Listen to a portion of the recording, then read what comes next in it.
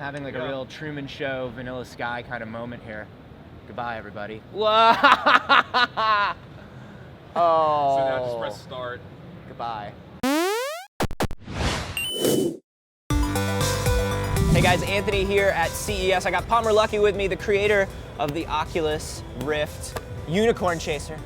Virtual reality headset. Yes, the man who's gonna bring virtual reality headset, 3D head tracking. We saw this at PAX, and we were blown away. You had a Doom 3 demo going on. Yeah, we had a Doom 3 demo going at PAX.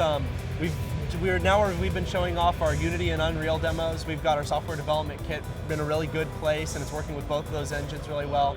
Oh, snap.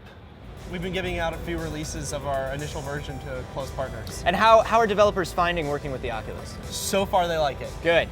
Good. And it's got to be great having Unity hooked up to this thing now, because so many... Oh, Unity's a really great engine, especially for indies. It's a really easy creation tool, and it's accessible to pretty much everyone. So what else has changed, like on the consumer end, as a guy who's going to put this thing on, what's changed from the one that I played at PAX? Other than the fact that the one that I played at PAX, I think, was like wrapped in tape. So what's changed? The biggest change that we've made is that we've developed our own motion tracker, our own sensor chips. Oh, no way!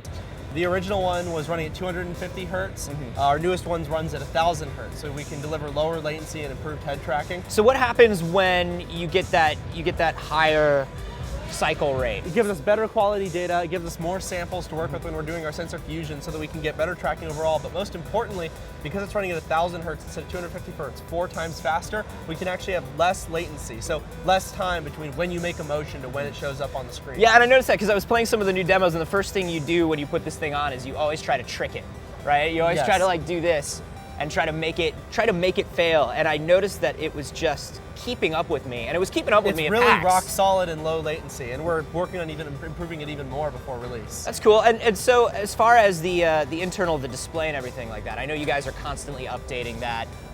What are going to be the specs of the display as far as resolution? Do we know? So yes, the display is 1280 by 800, split in half, so you're getting 640 by 800 per eye.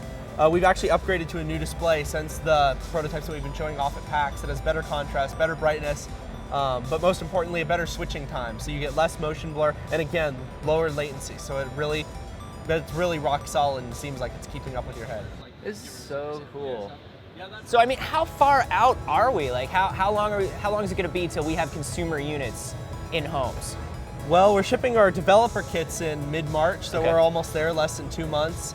We're going to be putting out our SDK a little bit before that for developers to start working with. And some do publishers have this already? Are there a couple out there in the wild? There's a few out there in the wild. Okay. Yeah, I can't talk about them, but sure. There are a few people who have them. Consumer-wise, what we're doing is we're putting out these developer kits so that they can not only work on content, but give us feedback on the design of the hardware itself and say, listen, this is what needs to be changed, or we had a great idea for what you should integrate.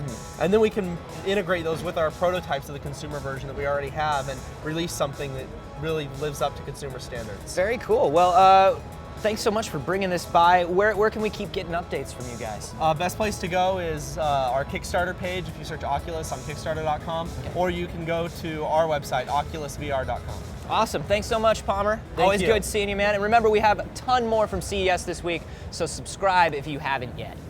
So they're just like these little particles. 660M is actually on par with like a 640. I'm following one with my face. Don't hit the lens, Anthony. There is no lens. I'm on a beach, Zach. Dummy.